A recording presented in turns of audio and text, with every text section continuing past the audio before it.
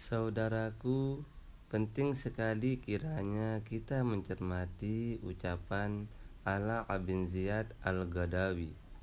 Hendaknya salah seorang di antara kalian memosisikan dirinya telah mati. Kemudian mohonlah ampun kepada Allah dengan bersungguh-sungguh hingga Allah mengampuninya. Mohonlah ampun kepada Allah dengan berbagai sarana ketaatan. Mintalah ampunan kepada Allah mulai sekarang juga. Ikutkanlah diri engkau ke dalam golongan yang senantiasa bersiap diri dan bersungguh-sungguh beramal untuk akhirat. Kondisikan diri kita layaknya seseorang yang ditanya, sementara ia telah merelakan diri untuk mati. Bagaimana keadaanmu? Ia menjawab, seperti kondisi orang yang hendak berpergian jauh, tapi tidak memiliki cukup bekal. Aku hendak masuk liang kubur yang menyedihkan tanpa penghibur. Aku pun hendak menghadapi raja yang maha adil tanpa argumen yang kuat. Sebagian sahabat mengatakan, kami menemui Adha as-Sulami, menjenguknya ketika ia sakit yang akhirnya merenggut nyawanya. Kami bertanya kepadanya, bagaimana engkau melihat keadaanmu? Ia menjawab, kematian ada di leherku, liang kubur ada di hadapanku, hiruk pikuk kiamat terasa di tempat aku berdiri. Jembatan di atas neraka jahanam menjadi jalanku, dan aku tak tahu akan diapakan aku. Ia kemudian menangis sejadi-jadinya sehingga pingsan. Ketika sudah siuman, ia berdoa, ya Allah, kasihanilah aku, kasihanilah keterasinganku dalam kubur, kasihanilah pula makam tempat aku di hadapanmu, wahai Rob yang maha kasih. Ketahuilah bahwa manusia sering melalaikan kematian karena mereka jarang membicarakan dan mengingatnya. Kalaupun ada yang mengingatnya, hanya mengingatnya dengan hati yang kosong dan sibuk dengan ambisi dunia. Hal itu tak berpengaruh apa-apa pada hatinya. Seharusnya seorang hamba mengosongkan hatinya dari segala hal, lalu fokus hanya mengingat kematian yang berada di depan mata. Seperti seorang yang hendak pergi ke padang gersang yang berbahaya atau mengarungi lautan tanpa perahu, yang ia pikirkan hanyalah mati. Jika tidak, ia akan tertimpa sesuatu layaknya peristiwa yang dialami Al-Hasan ketika menjenguk orang sakit. Al-Hasan melihatnya dalam keadaan sekarat. Ia melihat kesakitan dan kepedihan yang terus membayangi orang itu. Al-Hasan kemudian pulang kembali kepada keluarganya dengan roman muka yang berbeda ketika berangkat meninggalkan rumah. Keluarganya bertanya, engkau mau makan? Al-Hasan menjawab, wahai keluargaku, makan dan minumlah kalian. Demi Allah, aku telah melihat kematian yang sangat mengerikan. Aku akan senantiasa beramal soleh untuk persiapan mati hingga aku menghadapnya. Orang yang beriman akan selalu bersiap dengan bekal amal solehnya dan mengharap rahmat Allah. Mereka melipat kain kapan, menyiapkan diri dan bersiap melakukan perjalanan jauh. Inilah beberapa kisah mereka.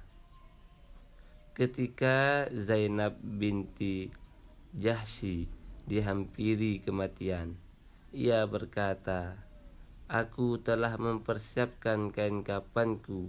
Apabila Umar mengirimkan kain kafan untukku, maka sedekahkanlah salah satunya. Nanti saat menurunkanku ke liang lahat, jika kalian mampu menyedekahkan hak-hakku, maka lakukanlah." Sesaat sebelum meninggal dunia, Abdullah bin Abdul Aziz Al-Umari berkata, "Aku hanya memiliki uang 7 dirham dari hasil kulit pohon yang tergenggam di tanganku. Terhadap nikmat Rabbku, aku umumkan, jika saja dunia berada di bawah telapak kakiku, yang untuk mengambilnya aku hanya tinggal merenggangkan kakiku, sungguh aku tidak akan merenggangkannya."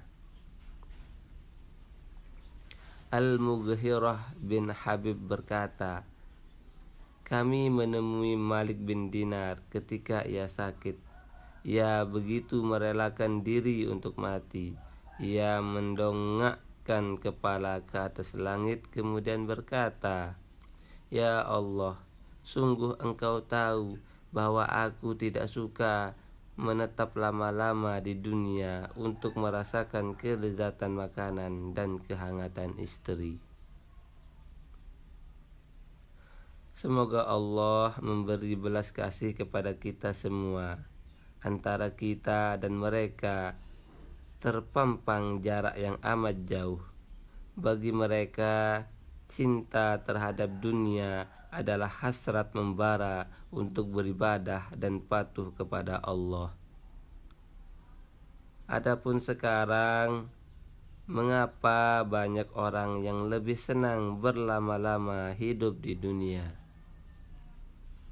Sebuah pertanyaan yang tak perlu dijawab.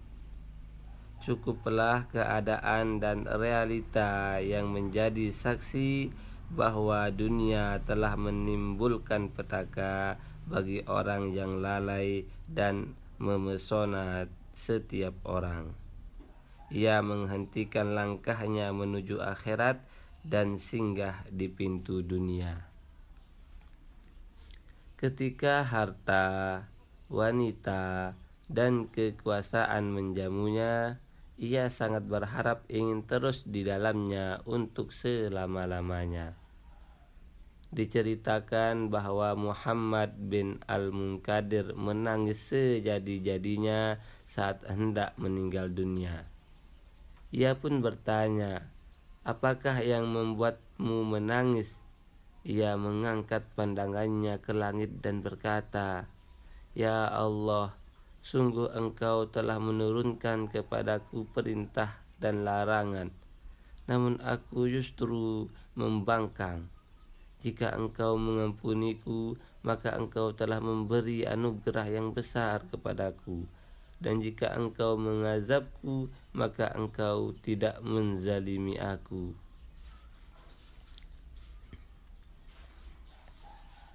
Ketika Sa'id bin As-Sa'ib ditanya, "Bagaimanakah pagimu?" Ia menjawab, "Aku menunggu kematian tidak hanya sekali." Maka dari itu, orang yang tidak mengetahui kapan ia akan dihampiri kematian hendaknya selalu bersiap-siap, tidak tertipu dengan masa muda dan badan sehat. Sebab orang yang mati di usia lanjut itu jauh lebih sedikit. Orang muda lebih banyak yang mati duluan. Tolong jawab pertanyaan saya. Siapakah di antara kalian yang mengetahui kapan maut akan menghampiri dan menancapkan kuku-kukunya pada usia kalian? Pasti yang ada hanyalah tanda bahwa tiba-tiba napasmu telah terputus dan tubuhmu roboh tak berdaya. dalam sekejap engkau telah berpindah dari alam dunia ke alam akhirat. Maha suci Allah, zat yang menguasai, memerintah, menghukumi dengan adil, memaafkan dan mengampuni kesalahan. Imran bin al-Khayyat meriwayatkan, kami menjenguk Ibrahim an-Nakhai sementara ia sedang menangis. Kami bertanya kepadanya, apakah yang membuatmu menangis, wahai Abu Imran? Ia menjawab, aku sedang menanti malaikat maut. Aku tidak tahu ia akan menyampaikan kabar gembira kepadaku dengan masuk ke dalam surga atau justru masuk ke lembah neraka. Ya, tiada tempat hidup pasca di dunia ini selain surga dan neraka. Tapi pernahkah kita memikirkan hal itu, walau hanya sejenak? Kemanakah kita hendak pergi dan jalan manakah yang harus kita tempuh? Menumpuk sudah dalam diri kita penundaan, kelalaian, angan-angan, dan tidur panjang. Ya Allah, bangunkanlah hati kami dari tidurnya yang lelap dan tolonglah kami dengan keimanan dan petunjuk. Saudaraku, setiap maut memiliki sekarat, maka dari itu bersiaplah. Jika ia telah mendatangimu, seluruh dokter pun takkan mampu mengobatinya. Semoga Allah menolong kita untuk berjumpa dengannya, menjadikan kita termasuk orang-orang yang telah siap menghadapi kematian, menjadikan kita seperti generasi terdahulu. Al-Junaid membaca Al-Quran dan sholat saat berada dalam perjalanan menjemput maut. Ia membaca Al-Quran hingga khatam. Al-Junaid ditanya, dengan kondisi seperti ini, wahai Abu Ali? Al-Junaid menjawab, siapakah yang lebih berhak dariku dengan hal itu? Inilah akhir lembaran amalku. Al-Junaid pun bertakbir lalu meninggal dunia. Dalam detik-detik kematian, Muhammad bin Wasi' mengatakan, wahai saudaraku, tahukah kalian akan kemana aku dibawa pergi?